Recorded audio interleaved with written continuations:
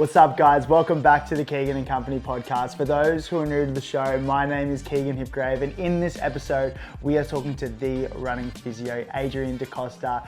He's not only a running specific physio, he's also the founder of the Running Room here in the UK, also the Physio for Runner, a very popular app. It was cool. In this episode, we talked common mistakes beginners make, building capacity when it comes to running and building load, progressive overload, common injuries that we all make when it comes to running.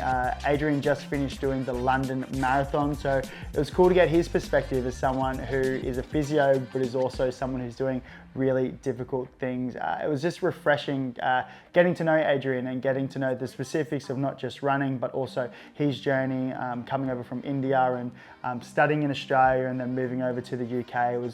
It's really impressive to see this incredible community that he's built here in the UK, and just getting all the little tips and tricks and strategies that we can take into running, but also everyday life.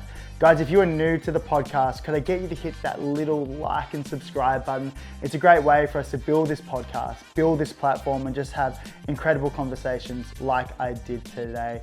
I'll see you soon and enjoy the episode.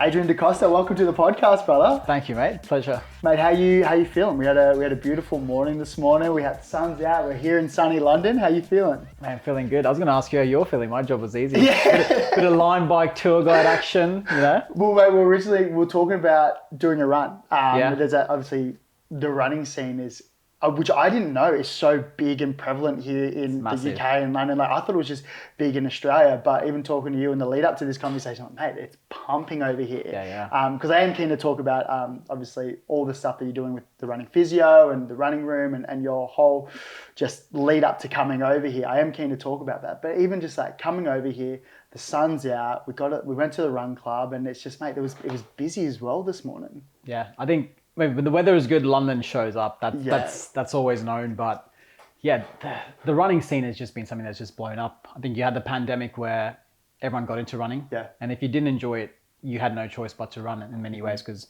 if you didn't run, you either probably played with some exercise bands in your house because you couldn't go to a gym. So I think a lot of people then got into running because they were said, well, first couple of runs, don't really like this. Yeah. And then you get through the struggle, you start to get pretty good at it, and then you start to enjoy it and then go, actually quite like this, makes me physically feel really good, mentally probably clears up my mind a little bit. Yeah. And then you've then found this massive sort of influx of people going into run clubs and communities to meet like-minded individuals. Now running in London is just off the charts. It's popping, and it's cool to talk to you, man, because I was telling you before, it's like, from the outside looking in, you're the running guy. You're like the running physio, which is so cool, because to be honest, I don't know anyone who's like so niche in a specific sport. Like, obviously you'll cater to other sports as well, but being like hyper focused in running physio is just, it's super impressive, and I'm keen to talk about that. But you've just completed the London Marathon as well. Yeah, man. How are you feeling? How's the body? Feeling all right. I mean, the reason I was on a line bike today is because my left knee sort of blew out on me towards the back end of the race. So not ideal, but I think it was a combination of probably not having the best block. And that was probably my biggest learning from the block. But also I think it was a bit warmer. I've over 6 years, I've become more British than I have been Aussie. So we've lost you. Yeah, 23 degrees. I'm like, oh no.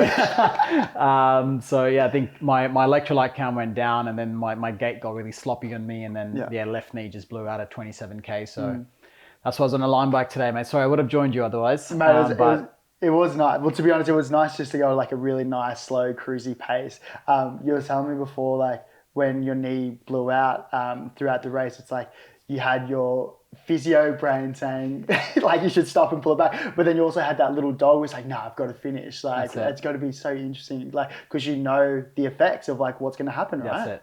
Yeah, I think it's a blessing and a curse, because I think sometimes when I'm running, I'm too hyper focused on what every little part of my body's doing, because I'm just like, this muscle's doing this. So if I feel something, it's like, oh, is it that tendon that's bothering me? Yeah. But I think I'm learning over time just to kind of get better at, like, you know, listen to your body enough, and in many ways, sort of like almost the advice I give people, I've got to take that on board myself as well, which is hard. I think if you speak to physios will say they make the worst patients. Yeah. Because we're always trying to experiment on ourselves a bit and just kind of push the boundaries and sort of see what we can and can't do. So, I think London was no different. It was an element of like, I had that moment of, I know exactly what's going on, and I know if I push through, I'm going to have a tough week, maybe a tough couple of weeks, but I know I'm not going to push into any long-term damage just because of the sort of environment and what I had left to do as well. And then the element of like very strong-minded, stubborn Adrian came in and it's like, yeah, you're going to crawl this if you have to. And then, just get it done. And I think to not get it done at that point would also be, for me, I think I'd have sort of looked at that and gone, a moment where I could have tested myself, been a bit more braver, build a bit of courage and character. And these are the moments for me where like I look back on certain things that have happened that I've sort of elevated to the point where I'm probably a stronger person for it as well. So I sort of looked at this like, this is going to be a great thing in the future where, physically I might feel really shit, but mentally it's going to actually have a profound impact on how I feel. Is it hard to find that balance? Like, because you've obviously got so much of like the academic like research behind you or even just like lived experience being as a physio, but then also kind of like what you said before, like understanding that doing hard things is actually really good for us. Is it hard to balance the two?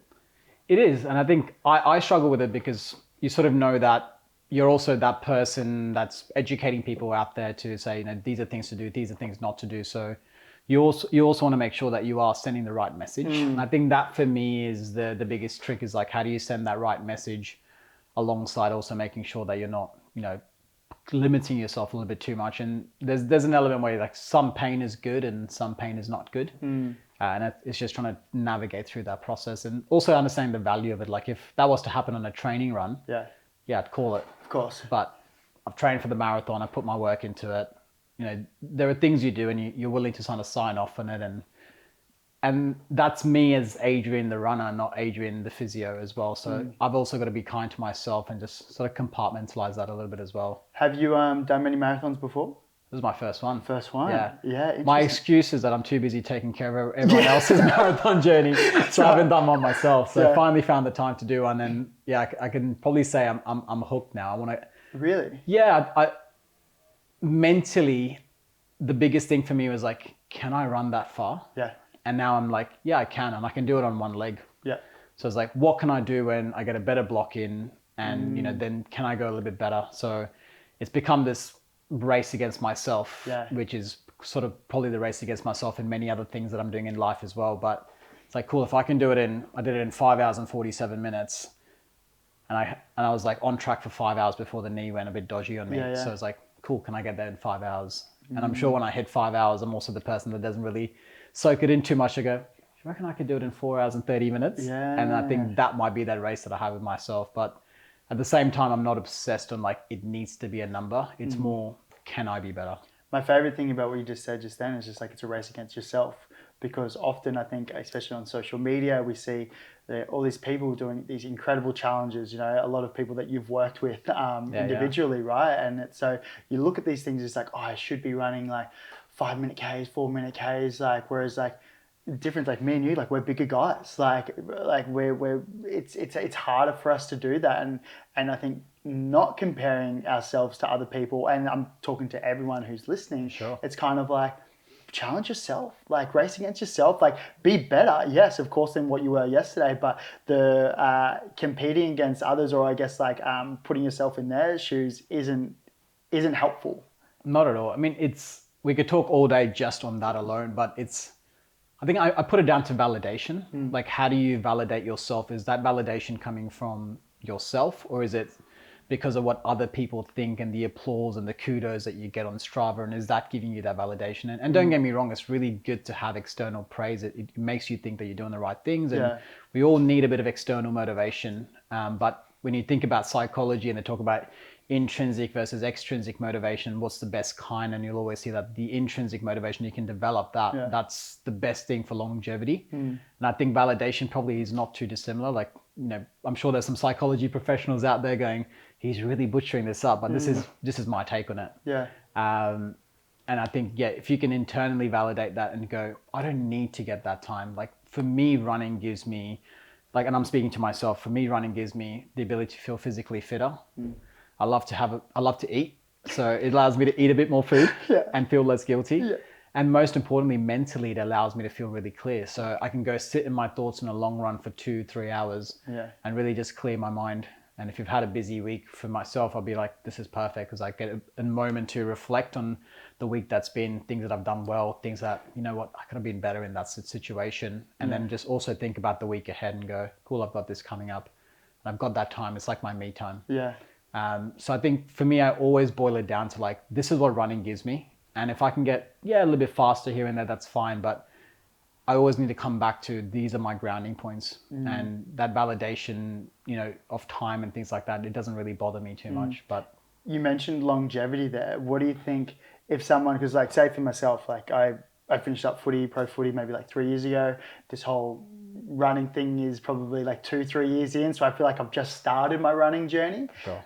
But I want to run until I'm, you know, in my 50s and 60s. Like I want to run forever. And I look at a lot of mates who potentially like overshoot it really early and jump straight into a marathon, jump straight into an ultra, couple day ultra. And they're burnt out, their bodies are cooked, and they don't, it's probably not so more from a body thing, but probably more a psych thing where they just fall out of love with running. What are your advice to, I guess, patients, clients that come into the clinic where it's like they might have this really ambitious goal from a longevity point of view? How do you navigate those conversations? For sure. I mean, obviously super nuanced, very individualized, but I think when you boil it down to sort of themes, it comes down to, my first advice is don't overdo it. Because one thing that we know with running related injuries, it's all 90% of running injuries is based on load, doing too much, too fast, too soon. Right? And that's because you've overdone it. You've tried to do maybe one too many runs. You've probably done one too many run clubs. Maybe those runners are a little bit faster than you. And whilst there's really amazing positive elements of community, if you're in a space where it is pushing you above your red line, then you're inviting some injuries. So, you know, if you have that element there, you get injured a lot, then you start to sort of fall out of love. And it probably leads to the next point, which is like, if you want to have longevity with running will reward you for consistency and discipline. Those are the two main things. Can you run consistently? Because it's all about load tolerance, load adaptation. So if you're running 3 times a week for 6 to 12 months, now you've got that tolerance. And if you add in that 4th run there, it's okay because you've got a base of 3. But if you go from 3 to 6, now all of a sudden you spike load. So you've lost your discipline, maybe whilst you're consistent. So you need the two to be hand in hand. And you need to sort of understand what are you building up to as well. But what about for those people that say like, Adrian, I've been listening to David Goggins and I've been looking at all these guys who was like, I've just got to go out and get after it and I want to do hard things. Like I want to be, you know, I want to be mentally sharp and hard and I want to do these hard things. Like, what do you say to those guys who are like just sort of starting out in it? Yeah, I mean, I'd say I'd ask him why. Because I think your why is going to be really important. I think you look at someone like David Goggins is like, he does some crazy things. But if you read his book, I think it's You Can't Hurt Me. He will tell you that he's run through stress fractures and things like that. And maybe in the context of why he was doing that, it might have been on field with military, might have been a certain goal. He was willing to sign on that dotted line for it. But if that's happening and you're building up towards training and your goals, and it might impact those goals, then you're dealing with something completely different. So, you know, I liken it to, I've been on challenge with a few different runners and there are certain things that happen on challenge that we know that in a everyday scenario, we probably wouldn't push it. We'd call it a day, get the body right, go up, you know, patch up, go again. But when you're in 1,000K challenge and you're 600K in and something props up, you sort of assess the pros and cons, and it's for that person and for that runner to go, okay, is it worth it in that moment? Maybe not too dissimilar to me making a decision to continue running after 27K at London Marathon. Because for me, it was worth it at that moment. And there are also elements going back to David Goggins where I'm just like, he is also very nuts. Yes. Let's you know. Let's address the elephant in the room here. Let's call an apple an apple. Like he's nuts, and cool. He's developed a lot of great mental strength, but I think it comes down to like there are many ways to do that. You don't have to go and kill yourself and kill your body that way. You can develop it over time. You know, you don't need to go and bang out 100K having only done 20K as your longest run before. Like it's you know. You got to pick your poison. I think the consistency thing and the showing up thing is a big one in terms of like building confidence. Like I think that's something, a clip that really stands out to me. I forgot his name, NBA player. He was on Rich Roll's podcast and he spoke about this idea of like stacking days, like showing up every day. And, you know, once you're stacked, you know, a year, 2 years, 5 years, 10 years, 20 years in a discipline, like that's when you get really good at something, right? Like, and you know, you've been through the ups and downs, the whole roller coaster of what it is, right? But showing up every day, and it's like, it's cliche and people talk about it all the time, but they talk about it all the time because it's fucking true, right? Like 100%. And I think, and like, I look at that and because I'm thinking like part of this conversation, like I really want to get to know your story as well, but selfishly, like I want to be a runner for a long period of time, and I want to do really big challenge. Like I look at some really cool guys who have done multi-day ultras, and like for me, like that just seems so insane. But then but understanding that's a while away. So do the reps early, like you said, like build the foundation, and that's kind of where I'm thinking at the moment. I really like what you said about like showing up every day, because when you show up every day, not every day is going to go to plan. And like, it got me thinking about like a lot of runners who start your running journey. Whenever you start your running journey, you've got so much room for improvement. So it's quite normal that you'll PB a fair bit. Yeah. And then eventually you hit a point where your exponential curve is like flattening out a little bit. And you might PB, but it's 1 in every 4 races, 1 in every 5 races. But if you show up every day, even through training, you develop that resilience. Resilience. Because not every day when you show up is going to be perfect. You might have a track session that says, 20 times 400 or something, and then you only hit 12 of them because you're absolutely shattered. Yeah. So you could, you might fail on that day and you might be a bit down on yourself, but then you show up the next day and the next day gets better. And over time you learn how to deal with the good days, the bad days. Yeah. And the compound interest of like stacking time, that's where the win is. It's no different to saving up money. If you save up $100 one day, you don't then buy a house, you've got to save up $100 every day. So it's that compound interest of time and, builds character. Yeah.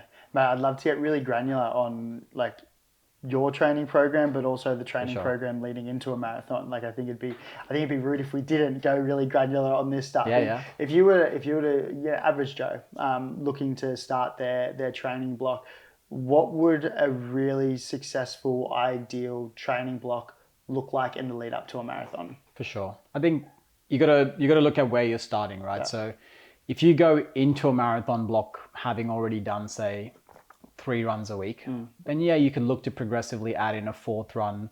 Questionable if you need a 5th run. Yeah. So we know that, if we look at the quintessential sort of sub 3 is the big goal that everyone's trying to aim for. Yeah. You can achieve a sub 3 marathon running 60K a week. So you could do that across 4 runs. Yeah. So go scale it back to an average everyday person who just wants to do their first marathon, whether it's sub 4 or just finishing. Yeah. You can achieve that with 2, maybe 3 runs a week. But you do need to be consistent. Yeah. And you do need to understand how you increase that load and how much time you're building it over as well. So if you're only going to do, say, 3 or 2 runs a week, you'll need a longer period of time. You might need 20 weeks. If you're going to do it over a shorter period of time, you still need a bit of base to build into, because you can't go from doing absolutely bugger all and then doing 3 runs a week in a 16-week block, because there is a spike in load there. You're going from a load tolerance of 0 or load capacity or load element of 0 to then doing 40, 50K a week across, 12, 16 weeks. That can also bring on some issues. Okay. So it really depends on your goals, but I would say, I'll speak for myself. I did probably 2 to 3 runs, and it's a weird thing because most runners are going, "What? You only ran 2 or 3 times a week, right?" And your reaction initially was like, "Well, really?"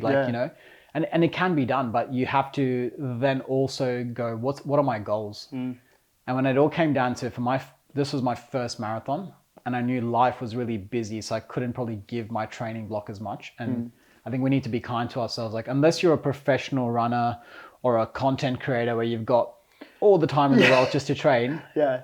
Let's be honest. Like, you might be a mum, you might be a single mum with a kid. You might be working 2 jobs. Most people, if you're in London, you're probably working in finance and you're starting work at 10 and you're finishing the work at office at 10 p.m. as well. So fitting it all in gets very tricky if you want to try and get a lot in. So not to say any of those, but I had a few things that were a lot of high priority and work was super busy. So I was just like, I'm going to be kind to myself. My goal is just to finish. So I prioritized my long runs and I made sure that they had really good sort of gradual bump ups. Yeah. That's important. Slowly progressive overload for the longs. Yeah, because you don't want to go from like doing a 20K long run, all of a sudden you're doing 26K. Especially say at my pace, so I'm running 7-minute kilometers, adding an additional 6K, now I've added an extra 40 minutes on feet. So that's a huge spike. So you want to make sure you're getting that progressively in. And then you want to make sure you're getting, a couple runs that are shorter in the week. And those shorter runs in the week are just to keep the volume and the legs ticking over. So for me, I just prioritize my longer runs, couple short 5-6Ks during the week. People talk about intervals, like doing like intervals, like shorter, sharper runs. Do you think that's important?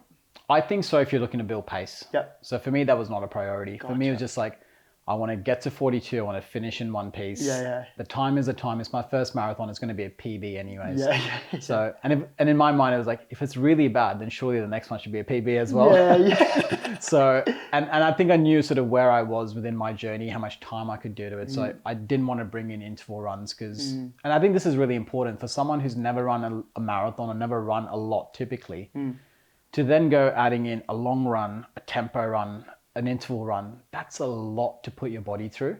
And you are inviting that element where you might get injured. And don't get me wrong, some people will go through it all right. Yeah. But a lot of people break in that process because they're just adding so much volume and so much load and there isn't enough recovery. And then all of a sudden those weeks start to stack up. Yeah. And then your body starts to progressively break down because you go from a state of fitness into a state of fatigue. Tell me how important being in the gym and loading legs and leg weights and all that stuff. Tell me your thoughts on it. I mean, I will preface by the fact that I'm biased. Yeah. So my background is an exercise physiologist before becoming a physio. And I'm biased towards that. But I'm also biased because the evidence will suggest that, any running related injury, loading it up is the best form of rehab. It'll also show you that, doing strength work can reduce your injury risk by, up to 10% as well. Really? Yeah. Why is that?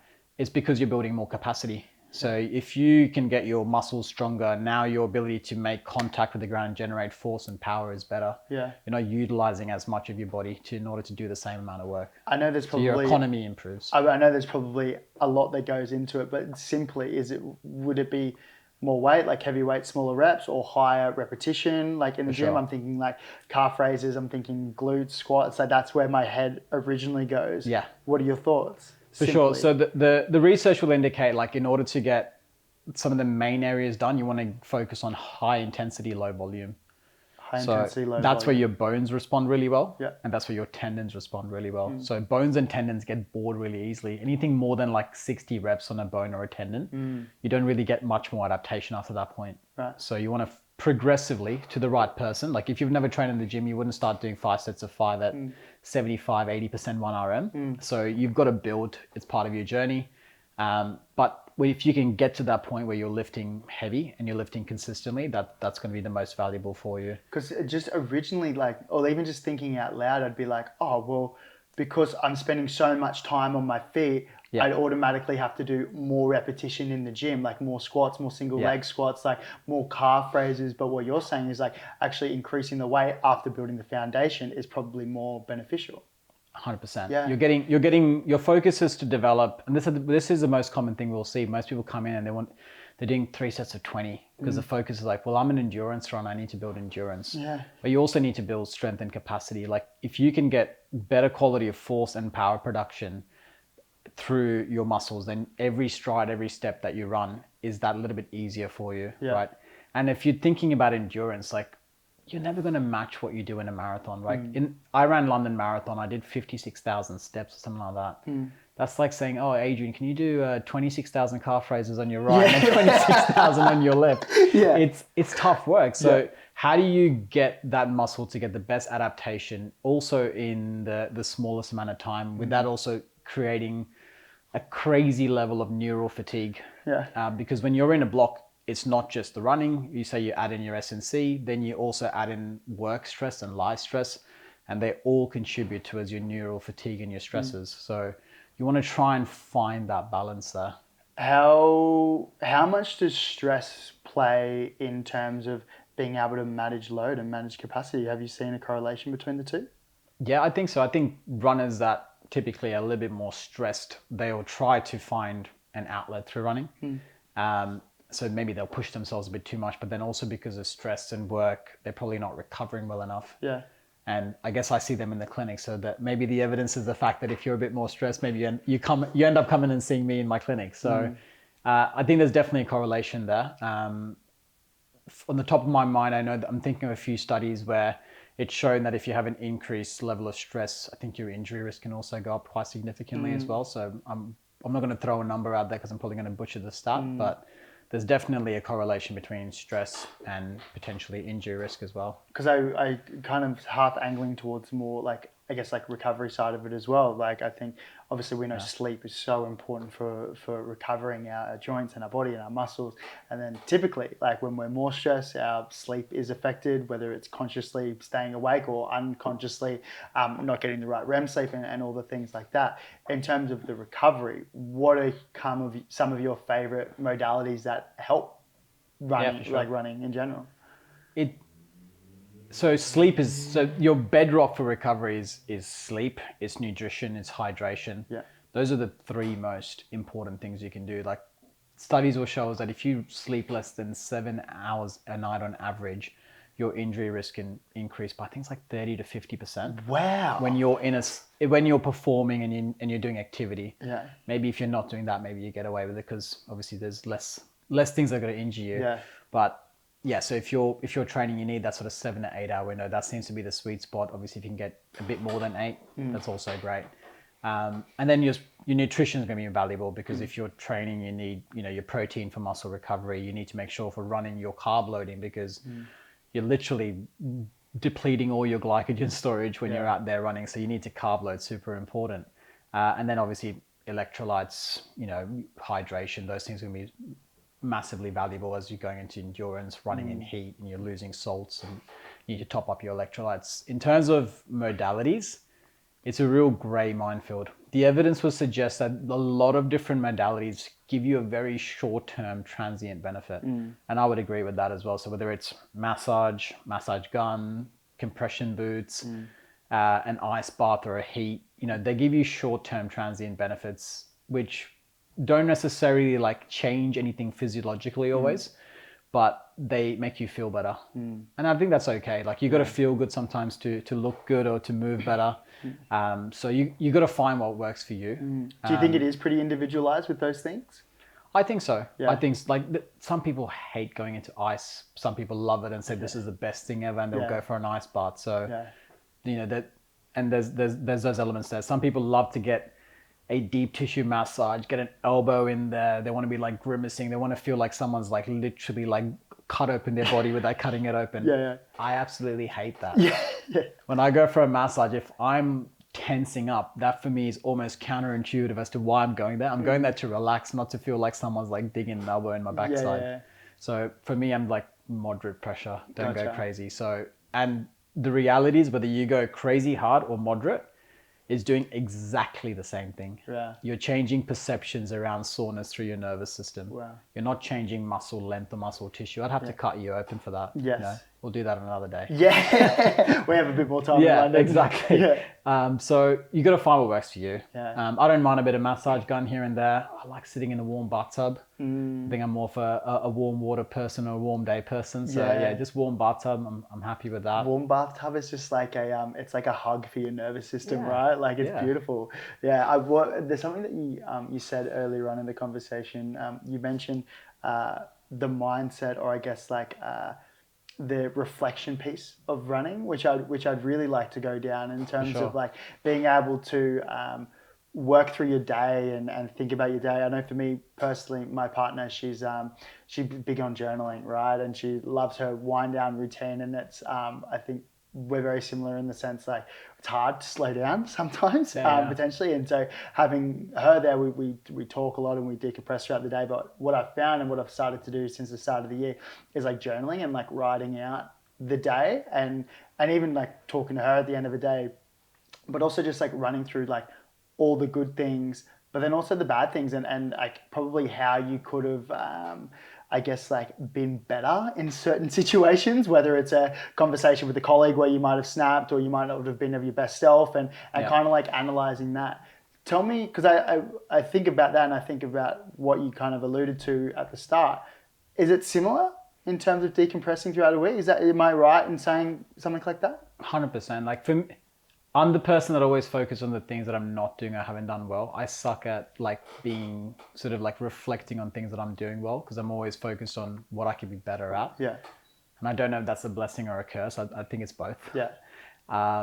So for me, my running reflection is literally that. I'll literally recount an hour by hour on a day or the last few days, and key elements like you mentioned before, like if I'm speaking with a colleague or I've spoken to someone and I've had a conversation and it would just come up to mind, I go, oh, you know what, I didn't need to say that, or I could have said that better.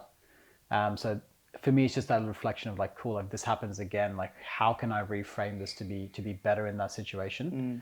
And I think I'm just learning more about myself, how I communicate, how other people prefer communication. And in moments where you're, you know, if something fires you up a little bit, maybe your sort of inner child comes out, that ego versus id, and you know, you sort of end up sort of being a bit more sort of like hypothalamic with your emotion. Yeah.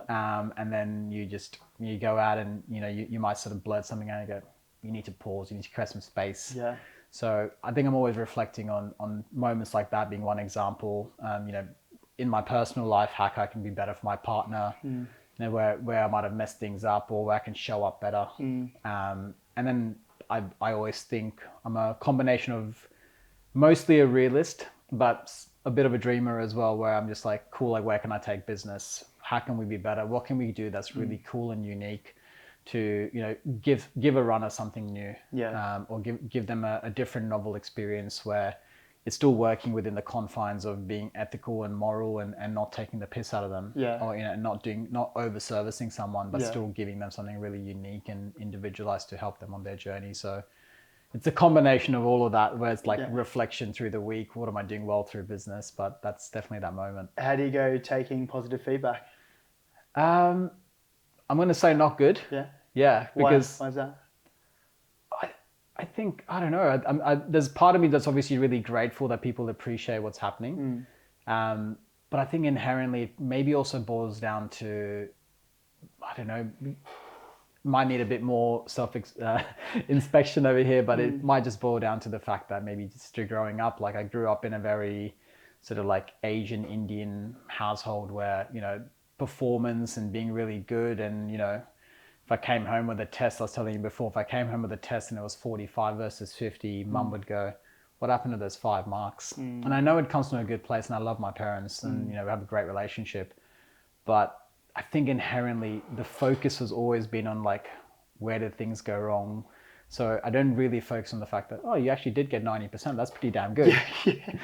But the focus is on the 10% there. So I think that's probably the build up through years where, yeah, I know I've done well, but at the same time, like, oh, I could have done better. And maybe that allows me to push myself and go one step further the next time around. But I also know I need to be better of just pausing and smelling the roses a bit as well. It's interesting because that whole concept, I talk to so many friends in similar situations, and I think there is a theme around that with like high performers, like from the outside looking in, like looking at what you've built with the running room over here in the UK, and taking all your past learnings from Australia, and even just moving over here, like moving to a different city is difficult in itself, but you've created such an amazing community. And even when we went for our run this morning, where I can run in cycles, when we were on that run, I was literally just thinking, I was like, it is so impressive just to see like what you've built here in such a small amount of time, right? And I think, and even just the way you talk about like having some sort of like imposter syndrome sometimes, and I see it with a lot of friends who are really high performers, and they look for the little things of like what I could have been better. And I don't know if it's, because I don't know if it's a good thing or a bad thing, but I think the awareness piece of what you said at the end of there, where you're just like, I think it's just, I need to sit down and smell the roses a little bit, I think is, it's a beautiful reflection piece. For sure. I think, for me, when I think it's a good thing is like, I think it always also comes down to the elements of like the people that are naysayers that say that you might not do things. I've experienced that. I've, you know, growing up in Australia in the early 2000s, you know, for a young kid just moved from India, barely speaks the language, and was I had a tough time. So, you know, I think there was a lot of sort of moments where you're put in places where you just didn't maybe feel welcomed, or, you know, maybe people saying you couldn't do things, you know, teachers in school saying, oh, maybe you shouldn't do that, things like that. So I think when I sort of look at the bad things or the improvements, I almost sort of like leverage on that element where it's like, okay, cool. Yeah, I can do it. People might say I'm not getting this. Like we might have a deal going through business and the deal might fall through because the other party might want something else, or it's not we're not what they want. Yeah. So for me, I'm just like, cool, that's motivation, that's fuel. Yeah. Let me show you that, you missed out on a great opportunity. Yeah. And that fuels me. And I don't know if that's good or bad. Maybe it's good because obviously it puts us in the position that we then have these conversations with some of these brands again, and then we have great relationships that we built from it. But it motivates me to like push and showcase, and I think over time I've sort of done that towards myself. I'm just like, you know what, you can go a bit further. Let's prove it to yourself that you can run a marathon. Yeah. Maybe the next one's like, yeah, you can run it, maybe in 5 hours and not 5 hours 47. Yeah. So yeah, I think I think a lot of the times we chronically undersell our potential as well. So that's why. And when you were talking about doing your marathon, where you mentioned this is a hard thing for me, and you mentioned how it's going to benefit you in other areas of your life. That's why I think like doing hard things is like so good, but you're hard, not somebody else's hard. So it's like if you're pushing to that point where you're unsure if it's achievable, it's something like, I'm not sure if I'm going to be able to finish a marathon, but then you finish and you're like, wow, I didn't know I could do that. What could I take that in other areas of my life? Whether that's being a better dad, being a better partner, in terms of whatever your thing is. Like I think we can take all of those things and take it into our everyday life, right? For sure, 100%. Like you're running your own journey, right? Yeah. And it goes back to what we were speaking before, is like that validation piece of like, I need to run this time for a marathon to feel accepted in a certain running community. It's like, the reality is no one cares as much as you do.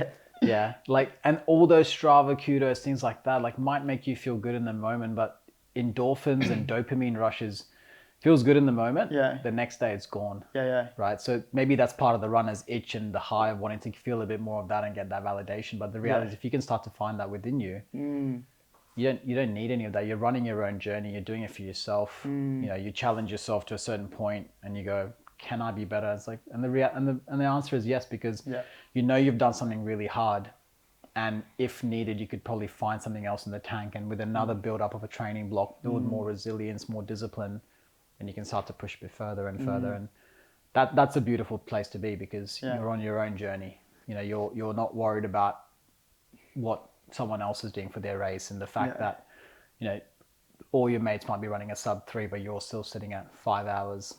But you are improving and you are getting better. And I think that should be the take home piece as well. Yeah, I think that's really cool, man. I think like a lot of the conversations that we've had over this last week, like we're here in the UK, we're from Australia, so a lot of this is we're here like talking to some really incredible people, and we've had some really fun conversations over this last week.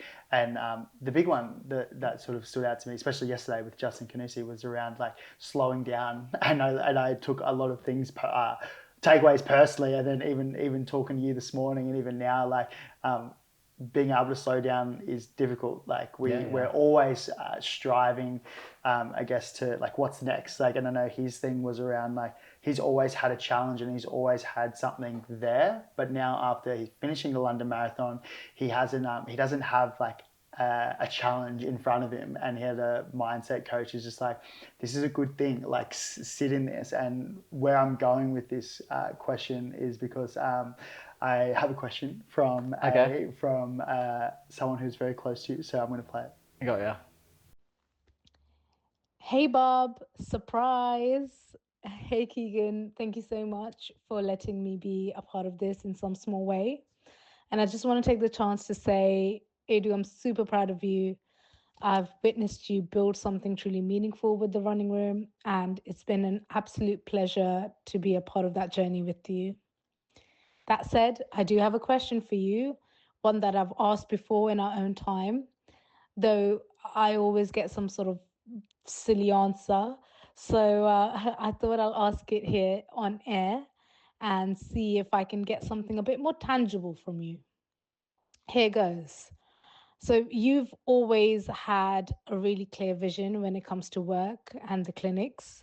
But outside of that, what does fulfillment actually look like to you? And what's one personal goal or dream that's just for you, not work or achievements, but something that would make you feel like you're really living? It's a great question, bro. That's a great question. You stitched me up, It's mate. a great question, man. Awesome. Yeah, wow, let me take a second. I think I live life at a million miles an hour because I'm like constantly on the go. But I think for me, if I had to really zoom out and something for me personally, I think I'd love to have the time, and I know I can create this. When people say they'd love to have the time, they always do have the time. So I need to make the time. Let me reframe. To be probably a bit more in tune with my emotions at times. I think I'm so focused on so many things happening around me. You jump on those trains and you go for it. And then maybe because I'm not maybe sitting in my wins or things like that, because there's so much happening, I'm probably not always processing emotion at the level that I should. And it's not, that was my wife, by the way. Sometimes she'll say, you have no emotions. I was like, I do have emotions. I think I've just developed a way to be really compartmentalized with my emotions. And I think it then becomes very easy to compartmentalize and push aside than to like process and bring it up, because it might make you feel a certain type of way. So I think if I could do something for myself, because I think this will help me be a better person and live freer as well through my thought, would be to like sit and process my emotions better, whether that's talking to someone else, going back to journaling, because that's something I haven't done in a little while, or just also speaking with her as well. So I think, yeah, that would be the one thing. It's interesting that you say that, because I know, like, obviously, as men, a lot of us struggle with being able to articulate our emotions, and I think that's and it's probably a lot easier to compartmentalize it when there's so much going on. Yeah. But you do so much in the mental health space with More Than a Run, and I know that you're an advocate for mental health and positive mental health. And typically, not all the time, but a lot of the time, what I've noticed is that people who are advocates for certain types of things, they usually have a personal relationship with it. Is that fair for you as well?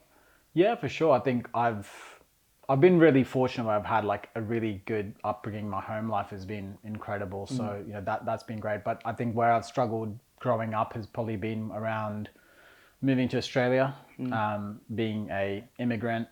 At that time we have a lot of young, naive kids, and I think in Australia, like, being directly racist is probably a bit more within the culture. Yeah. I think things have improved through the years, but at least back then in the early 2000s, it wasn't uncommon for you to receive a racial slur, and obviously it's a laugh here and then, eventually it's not a laugh. Yeah. So I think that starts to sort of like numb you out a little bit. And I received my fair share of racism. I was also a big boy, so you get a combination of like racism and like a bit of sort of profiling around how you look as well. So there was a lot of that I think shaped me growing up. And then I think inherently me as a person, like, and this is probably shifting gears to probably working in the mental health space and doing things like we did, obviously More Than a Run, which is an incredible initiative that I'm super proud of. I think I'm always focused on like helping other people and less focused on helping myself. And that fills my cup up. So I think helping someone out, whether it's a client coming in that might be, coming in to see me for struggling for running, but there's so much more. The challenge of unpacking that, helping them find a better version of themselves. I'm not sitting there being their counselor, but at least through movement, through that journey, and getting to maybe get them to reframe their expectations and their relationship with running, I think helps a lot of people. And I think that's what we do really well with the running room. I think that fills my cup up, and you get these messages like, the other day I received an email from a client saying, thank you so much for giving me the time and listening. No one's actually listened to me in the last 3 years. Wow. And that was just us having that sort of conversation around 45 minutes of first meeting. And I was just like, this is why I do what I do. So I think, focusing too much on maybe helping other people, which is not a bad thing. But I think inherently maybe that could be some similar trends where, you people who work in these spaces, you're helping other people, but then maybe not giving enough time for yourself. But you do, I think, you do end up becoming that guy, because you're spending time with that person over their marathon block throughout the year, over a couple years time. So you become the guy who just naturally through conversation. I know that I kind of get a feeling for the way you operate just from our run and having breakfast with you this morning, is that everything that you're doing comes from a really genuine place. Like, I think during these conversations, you kind of see like through a lot of the bullshit, to be honest. 100%. And so just hearing how you operate and how you want the running room to be and how you want to operate as a person, it's like, from my point of view, it's like you just genuinely want to help people. Like, there's nothing else. Like, there's no other ulterior motive. It's just, and I think that's a special thing, man. I don't think there are obviously incredible organizations and incredible people, but it just comes from a really cool place. And I think that's really refreshing, man. I think that's a beautiful thing. Thank you, man. Appreciate it. Yeah. So, mate, what's next? Like, what's next? What's next in the running room for physical activity? For world yourself? domination. Yeah. Look, I think we just want to try and always be better. Like, speaking running room and business, it's wanting to enhance and be better. Like, what are we doing well now? What can we do to be better? Yeah. How can we answer certain questions that our community is struggling with? Yeah. So at the moment, one of the biggest things we're seeing within running is this sort of like surge of stress fractures and stress responses. And a lot of it is not just because you've run a lot, it's also because of metabolic and maybe not fueling enough. Yeah. And if it's a female runner, it can also be menstrual and hormonal related. Yeah. And it's such a big sort of thing to unpack. So for us, we've been really hyper focused on trying to create different moments, doing workshops with women's only run clubs. Yeah. There's a festival coming up in the not too distant future it's a running festival, and they've invited me to speak, and I've said, well, I want to speak on this because this is something that we're seeing a lot of. And if I can at least give people a little bit to think about and open up a conversation, that'd be really, really good. So I think I'm always looking at where's the problem and what can we do to potentially solve or aid. And then, just want to keep growing a really good supportive community. Yeah. Like, for me, it's just having, whether you can run 3 hours or whether you run 10-hour marathons or whatever it is, everyone is welcome. Everyone applauds everyone, high fives everyone. It's supportive, and we all can sort of be there for each other regardless. So you don't necessarily have to be the same thing. You can just relate and get along. And I think, and everyone's welcome as well. Like, there's not an element of like, you need to look like this. There's runners don't need to have a certain look. Yeah. You don't have to be a certain pace to be qualified as a runner. Yeah. You could run 1K a week, or you could run 100K a week. You're still a runner. Yeah. So I think you just want to create a space where like everyone is welcome. Yeah. We can learn off each other. And for me, it comes down to the sort of like mission and purpose of what we have in the running room is to help people become better versions of themselves, not just physically, but mentally, emotionally, holistically. So like, what can we do to create that space? I think that's something that we're looking to explore in London. Yeah. And personally, I think, like I said, trying to get into that journey of just unpacking emotion and just maybe unpacking childhood experiences that I probably have avoided because, either a combination of like, it's easier to avoid it and life gets busy and it takes you on a journey and you go with it. So I think from that element, and I just wanted to try, got my first marathon in the books now. Yeah, so man. Got a bit of a bug for it. Yeah. So, can I go better? Can I go faster? I think my biggest learning was the fact of like, it is hard to prioritize training in a busy life when you've got a business, home, and then other things that prop up. Yeah. So I think for me, a lot of love and appreciation for people like who can go out there, have a full-time job and bang out 5 runs a week. Like, that's really good discipline. So I think that was my biggest learning from the block is like, cool, how can I get that a little bit better for the next block? And then obviously try and hopefully see if I can then push myself to be a little bit better as well through a race. So if anyone's got a marathon spot there, New York preferably. So that would be amazing. And then just sort of going through that journey of just trying to be physically better. Are we going to see you back in Australia anytime soon? I'd love to. I don't have any immediate plans. I love teaching. So teaching is another thing I'd like for me to give back. So I love teaching other physios. And last time I was back in pretty much June last year. So not too dissimilar time frame. And I came back to teach. We did a physio course up in North Sydney. So I'd love to come back and teach again. Yeah. But if work and life isn't too crazy over here and I can maybe come away, I'd love to go home and see my folks. My parents are getting older, and that's the one thing for me that every time I spend over here, that's the one thing I feel guilty about because I'm so far away from home and I'm not really that helpful. So I'd love to obviously go back and spend a bit of time with them. Mate, even on the teaching, like I know, like even like showing up on social media, like that's almost another form of teaching, right? What's your thought process around pushing more out on socials? Yeah, I would love to. Yeah. It just comes down to time. I think for me, it's just like sitting down, recording it, editing the content. Yeah. And then also making sure that I'm delivering something that's good, because I think right now, because social media is so saturated, you could easily fall into the silos of like just rinse and repeat and do things that other people are doing because potentially it's engaging or it's trending. But I think inherently, if I was to think about it for myself, like I've got to do something that's authentically me, that represents myself, represents the brand that we've created within Running Room. Because I'll sleep well at night when that's all said and done. Yeah. Mate, what do you think is the biggest thing that we didn't touch on today that you like to talk about? I mean, maybe physio injuries, you know, there's maybe specific injuries. I think I'm a bit of a nerd when it comes to a bit of physio stuff as well, and getting into certain elements.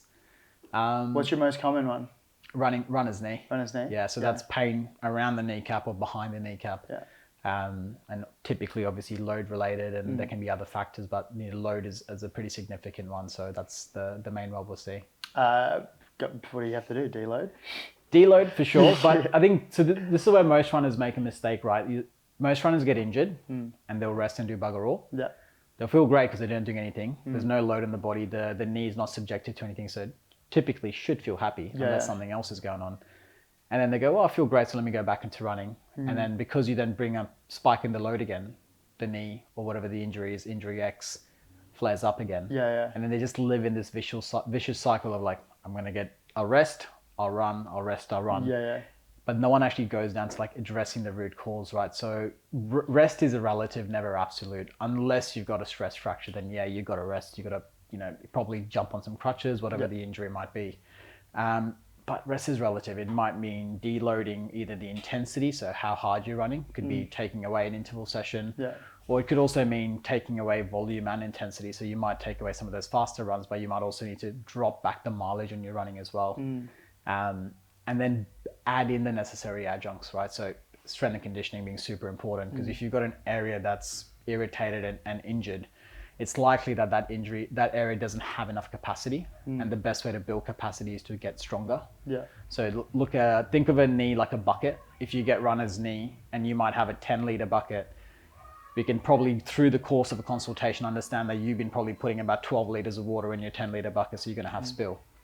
So how do we get that bucket to go from 10 liters up to 20 liters? So that way you can do the 12 liters, you can do a bit more, and then you still have a bit of buffer and reserve. So if you do have an odd spike here or there in your week, you've got enough capacity to accommodate for it. And that's where that rehab bit comes in. And then, you keep that up as a long-term thing. If your goal is longevity within running, then it's not just running consistently, but it's also doing the other bits consistently, like we spoke about. Making sure your sleep is typically in a good zone, making sure you're fueling well, and making sure you have good adjunct work to help you keep running, like strength and conditioning.